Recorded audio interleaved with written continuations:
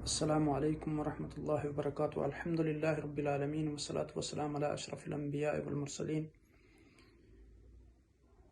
اما بعد فاعوذ باللہ من الشیطان الرجیم، بسم اللہ الرحمن الرحیم۔ اللہم صلی علی سیدنا محمد وعلی آل سیدنا محمد واصحاب سیدنا محمد وبارک وسلم علیہ۔ الحمد للہ ہم نے گزشتہ مجلس میں شعبان المعظم، اس مبارک ماہ کے معنی کے بارے میں جو ہم گفتگو کر رہے تھے، کل ہم نے اعمال کی پیشگی کے حوالے سے، اعمال کا اٹھایا جانا، ان کے حوالے سے گفتگو کی تھی۔ اس سے پہلی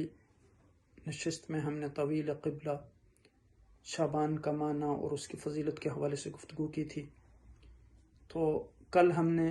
اس بات پر گفتگو کی تھی کہ دن اور رات کو اعمال پیش کیے جاتے ہیں اور فرشتوں کا اجتماع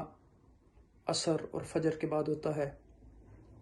اور پھر رب کائنات جب فرشتوں سے پوچھتے ہیں کہ آپ کس حالت میں میرے بندوں کو چھوڑ کے آئے، تو وہ کہتے ہیں کہ جب ہم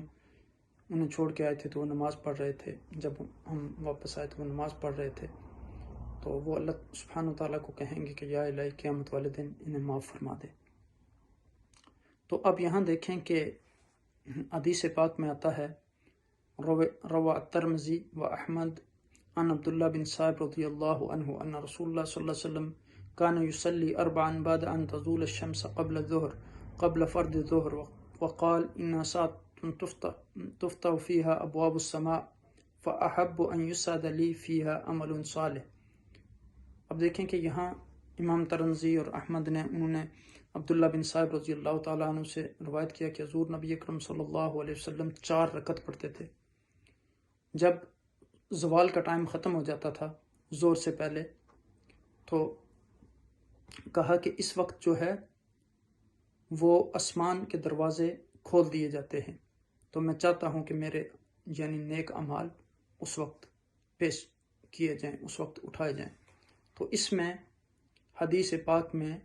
زور سے پہلے جو 4 سنتے ہیں 4 رکعت،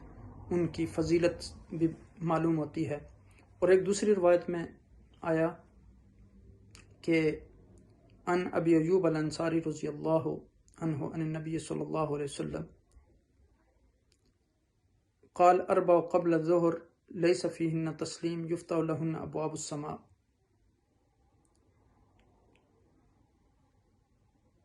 کہ 4 رکعت جو ہے زور سے پہلے پڑھنا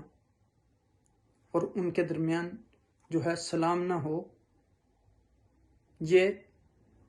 ان 4 رکعت کے لیے آسمان کے دروازے کھولے جاتے ہیں۔ تو اس امام منذری کہتے ہیں کہ اس کو روایت کو ابو داؤد نے روایت کیا اور یہ ان کے الفاظ ہیں۔ اس طرح ابن ماجہ نے بھی اس کو روایت کیا ہے۔ شیخ عبداللہ سراج الدین رحمۃ اللہ علیہ فرماتے ہیں کہ فَيَنبَغِي لِلْمُسْلِمِ أَنْ يَحْرِصَ كُلِّ الْحِرْصِ عَلَى صَلَاةِ سُنَّةِ الظُّهْرِ الْقَبْلِيَّةِ عَقْبَ الزَّوَالِ، کہ ہر مسلمان کو چاہیے کہ وہ بڑے اہتمام کے ساتھ زور سے پہلے جو سنتے ہیں ان کو ادا فرمائے، اور اس جو قیمتی وقت کو وہ غنیمت جان کر اس وقت میں دعا کرے، کیونکہ یہ قبولیت کا وقت ہوتا ہے۔ اس وقت آسمان کے دروازے کھول دیے جاتے ہیں، اور مومن کے لیے یہ جائز نہیں کہ وہ ان اوقات کو کسی ایسی چیز میں صرف کرے جو دنیاوی کاموں میں، فضول چیزوں میں، یعنی جو عارضی چیزیں ہیں۔ تو اپنے لیے اتنی بڑی جو خیرات ہیں، اتنی بڑی جو اس کے لیے اللہ سبحانہ وتعالیٰ نے رحمتیں اور برکتیں رکھی ہیں، ان سے اپنے آپ کو یعنی محروم کر لے۔ تو پھر جو اعمال ہیں وہ ہر ہفتے کو بھی اٹھائے جاتے ہیں، یعنی عرض الاعمال اللہ سبحانہ وتعالی۔ تو حضرت مسلم، امام مسلم سے روایت عن امام مسلم عن ابی ہریرہ رضی اللہ تعالی عنہ قال قال رسول اللہ صلی اللہ علیہ وسلم تورد الاعمال فی کل یوم خمیس و اثنین فیغفر اللہ عز وجل فی ذلک یوم لکل امرئ لا یشرک باللہ شیئا الا امرأ كانت بینہ و بین اخیہ شحناء فیقال ارکو ہذین حتی یصطلحا، ارکو ہذین حتی یصطلحا۔ یعنی امام مسلم کو نے اس کو روایت کیا، اس کے راوی ابو ہریرہ رضی اللہ تعالی عنہ ہیں، آپ نے فرمایا کہ حضور نبی اکرم صلی اللہ علیہ وسلم نے فرمایا کہ ہر جمعرات اور پیر والے دن جو ہیں وہ اعمال پیش کیے جاتے ہیں، اٹھائے جاتے ہیں، تو اللہ سبحانہ وتعالیٰ اس دن ہر اس انسان کو معاف فرما دیتے ہیں جس نے اللہ کے ساتھ شرک نہ کیا ہو، سوائے ان لوگوں کے کہ جن دونوں کے درمیان کینہ اور بغض ہو، تو ان کو حکم دیا جاتا ہے کہ وہ آپس میں صلح کر لیں۔ تو اب دیکھیں کہ یہاں پھر مسلم